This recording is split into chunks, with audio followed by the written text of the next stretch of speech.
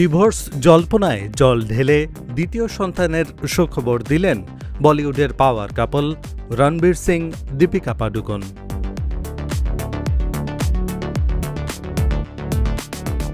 রোববার সকালে সোশ্যাল মিডিয়ায় এই খবর শেয়ার করেছেন রণবীর দীপিকা দম্পতি। বেশ কয়েকদিন ধরেই বি টাউনে দীপিকার মা হওয়ার গুঞ্জন শোনা যাচ্ছিল।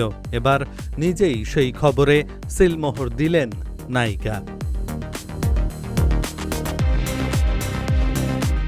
ইনস্টাগ্রামে পোস্টে দ্বিতীয় সন্তানের আগমনের বিষয়টি জানিয়ে রণবীর দীপিকা মেয়ে দুয়ার ছবি পোস্ট করেন।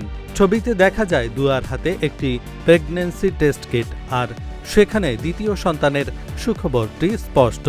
এদিকে সোশ্যাল মিডিয়ায় সুখবরের পোস্টটি শেয়ার করার মুহূর্তেই ভাইরাল হয়ে যায়।